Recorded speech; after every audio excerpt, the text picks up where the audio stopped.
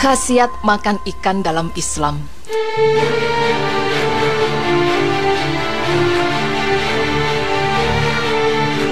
Ikan, semua orang pasti sudah tahu berbagai keunggulannya. Selain murah dan mudah didapat, ikan juga merupakan jenis makanan sehat yang rendah lemak, tinggi protein, dan juga merupakan sumber penting asam lemak omega 3. Dengan kandungannya, ikan jadi digemari oleh banyak orang. Namun tahukah Anda bahwa ikan merupakan salah satu makanan yang akan dihidangkan di surga? Berikut pemaparan selengkapnya.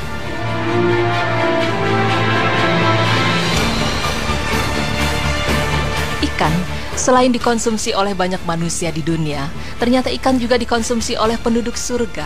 Hal ini berdasarkan sabda Rasulullah SAW sebagai berikut. Dalam salah satu jawaban Rasulullah terhadap pertanyaan yang diriwayatkan dari Anas bin Malik, Rasulullah SAW bersabda, "Adapun makanan pertama penduduk surga adalah kelebihan dari hati ikan paus." Maksudnya adalah potongan lebih dari hati paus. Sebagian ulama yang mencoba mengungkap apa maksud dari kelebihan hati ikan secara khusus, sebagian mengatakan bahwa hal itu sebagai isyarat akhir dari kehidupan dunia nan fana. Berpindah ke surga merupakan kehidupan kekal, karena ikan merupakan salah satu hewan laut yang menunjukkan unsur kehidupan di bumi. Pemberian makanan penduduk surga mengisyaratkan akhir dari kehidupan dunia dan permulaan kehidupan akhirat. Di dalam Al-Quran menganjurkan kita umat Islam untuk mengkonsumsi ikan. Hal ini dijelaskan dalam Al-Quran sebagai berikut. Dihalalkan bagimu binatang buruan laut dan makanan yang berasal dari laut sebagai makanan yang lezat bagimu.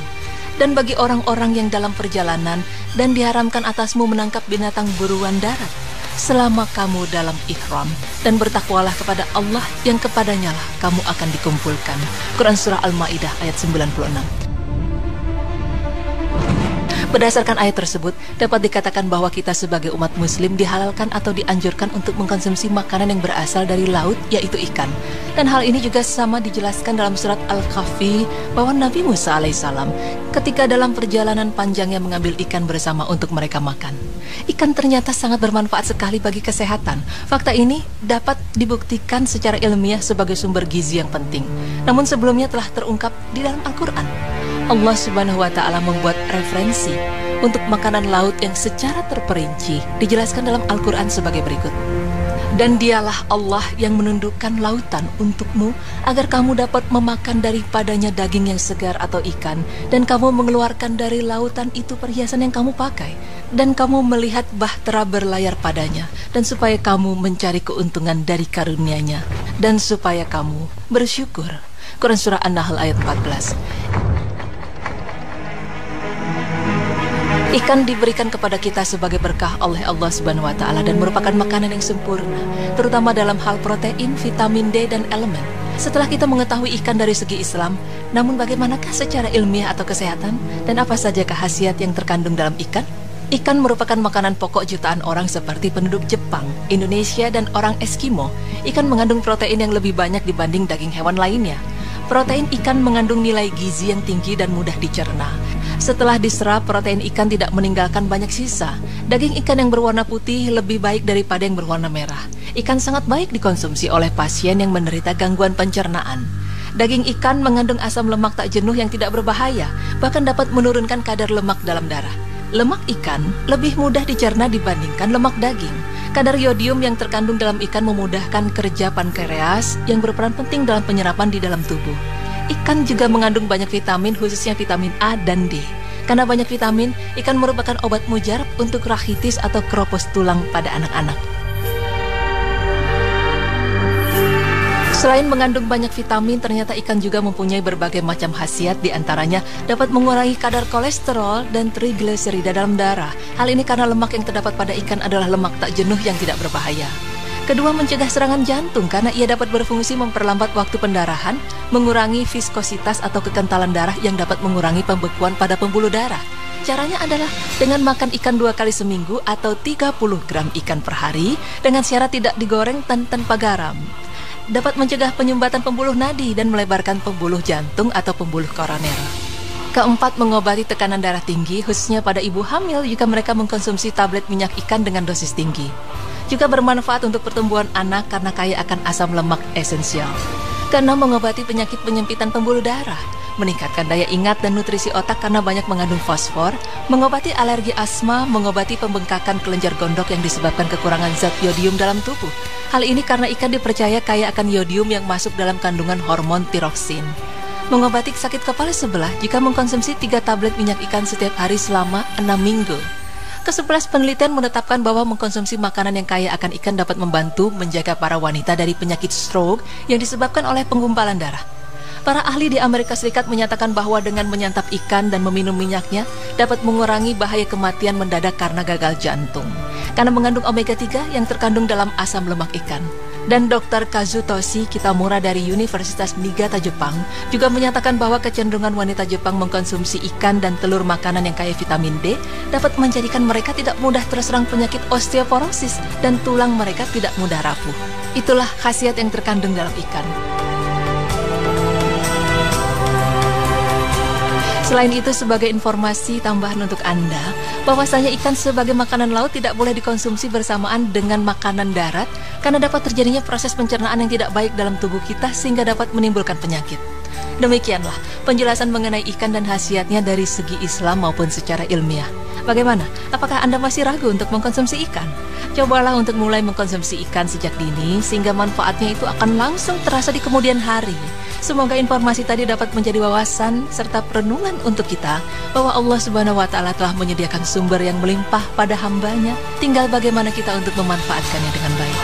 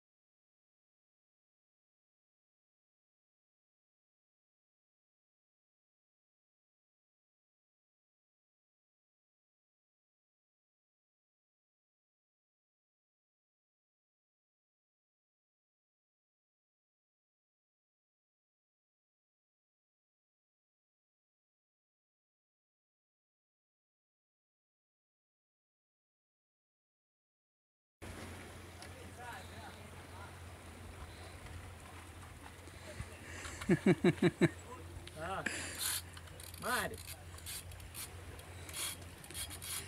هذه كيف تطلع؟ كيف تطلع يا حسن؟ يا حبيبي أنت جيبها هنا. انت روح روح. لا تدي، هذه ما بتتعب يا حسن، ما بتتعب. لا تديها خيط. بتكسر ولا بتكسر؟ هذا ما خيط. طيب ما بتتعب ترى. هذه يا حسن ما ادري كيف نطلعها. ما ادري كيف نطلعها.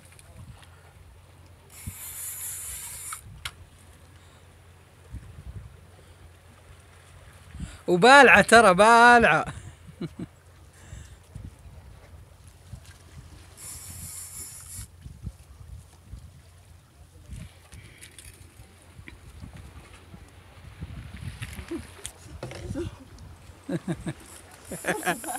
سلحفة والله العظيم.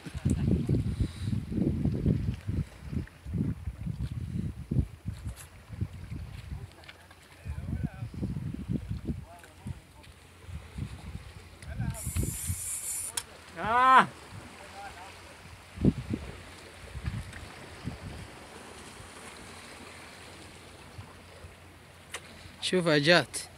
قرب هي جات. سلحفاة. هاي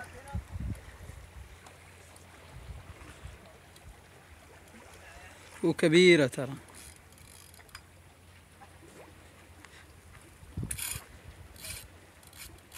ما تميلها يا شاشة لا تسخر.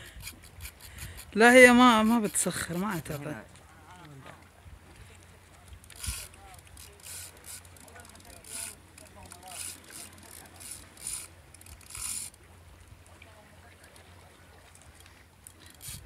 والحل عندك مشك؟ ما في مشك. عبالة جيب المشك. حسن اسحب عنك شوية. دقيقة. ترى ابغاها انا. ها ايوه طيب. لا والله مرة لحمها طيب.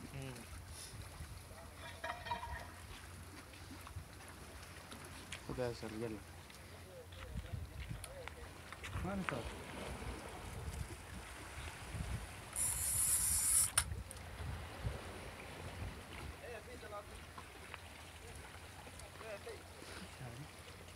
والله خمسة بس. هاي المنجر برتقالي.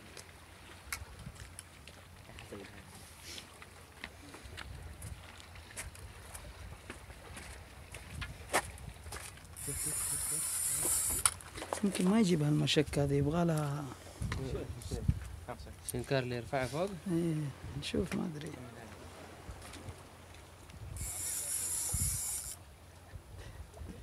زيت هو زيت.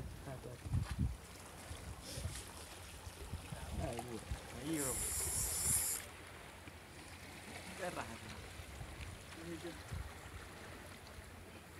تعبت شوية صح؟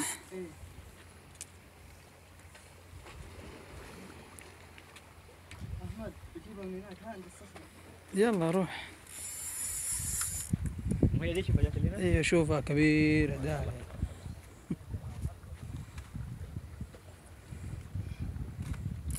ايوه هلا ما شاء الله. شافتنا والله دحين، يقوى عزمها دحين. هلا مرة واحد. شافتنا قوي عزمها ترى.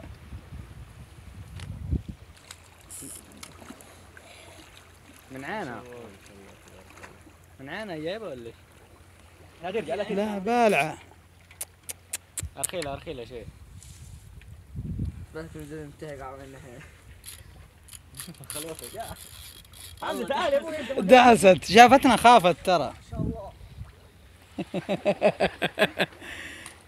هذه كيف تاخذها؟ ايوه لحمها مرة طيب. لحمها طيب ذي. ايه لحمها؟ ايوه. فين لحمها؟ لا من جد. البطن. من جد تفك العظم هذا اللي لحمه احمر كمان زي السمك ابيض. تعال تقول خروف معك.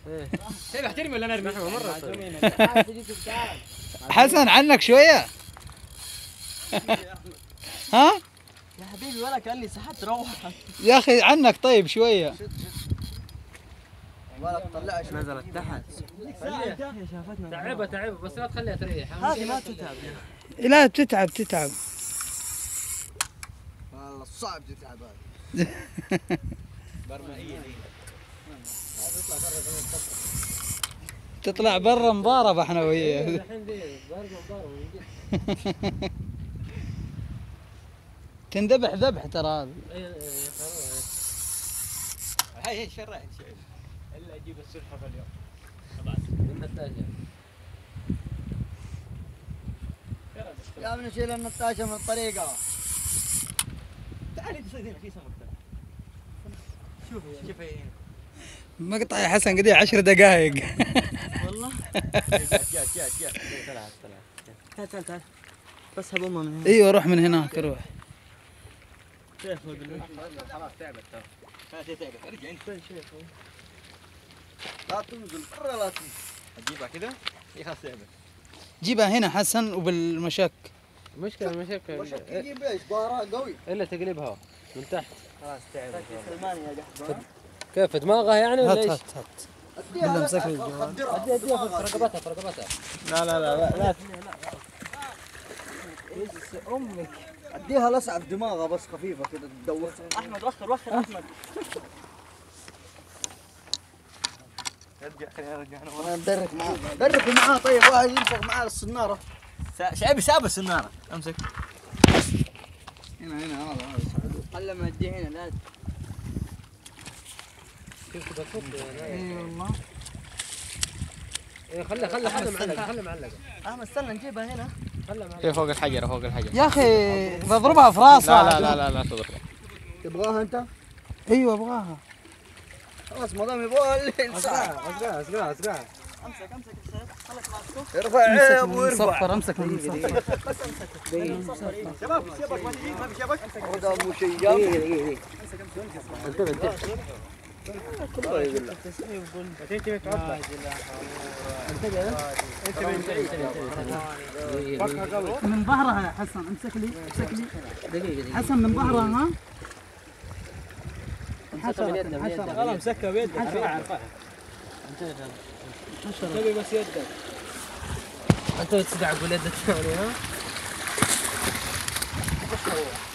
حسن من ظهرها امسكها بس من ظهرها ها. من الجنبين.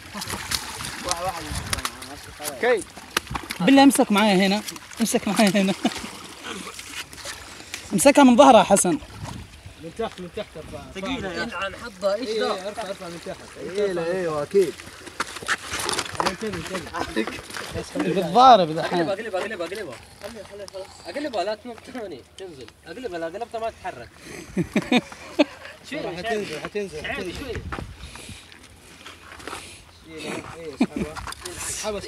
امسك معاها هنا. كس امك. هو ما شاء الله. بس خلاص حياتك. يا رجل ايش ثقيلة؟ هيا اجيب له السكين انحر. وريني وجهك. هات له السكين خليه ينحر. الله يعمك.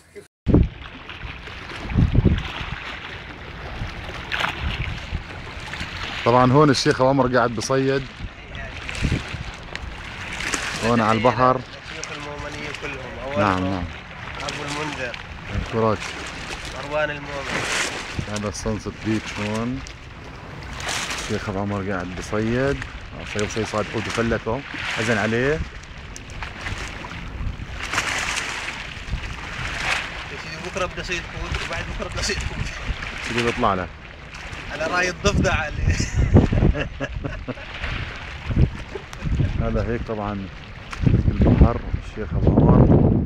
هذا أي بحر يا سيدي؟ هذا أي بحر بدك إياه أنت بصير. البحر الحلو هذا. يا سيدي البحر الحلو. هذا هون الشيخ أبو غازي حقنا. هذا قاعد يضبط لنا السنارات وقشر لنا الروبيان وبس. هذا البحر هيك. دقيقة. هذا رجعنا للشيخ أبو عمر هون قاعد بصيد السمك.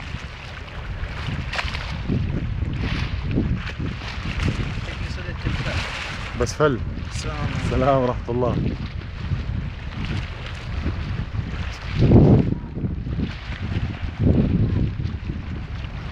هيك الصورة أوضح، الشمس جاي عليه. انا عملت كده وكده سيدي أنت كويس. بس التمساح اللي صدته مش راضي يطلع. سيدي ولا راح يطلع.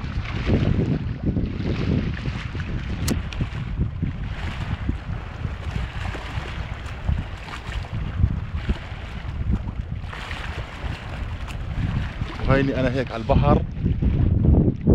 كيف بس؟ امسك يا سيدي. هاي بدنا نصيد هسه. بدنا نسود أنا. ايوه صار عندنا هون تبادل شيوخ. الشيخ مروان قاعد يصيد ضفادع. ايوه هو بصيد ضفادع لقى تمساح بالطريق.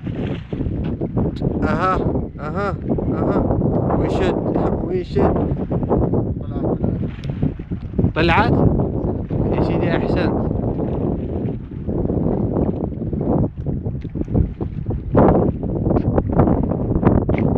ورجينا شو صد حمامة. احسنت يا سيدي. حزن عليها ابو منذر كويس وترك اختها للتمساح.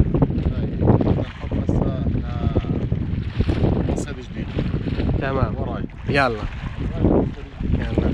في دعايات ولا ما في دعايات؟ في دعايات. بعد الفاصل يا سيدي نعود لكم مع صيد التمساح بعد الفاصل.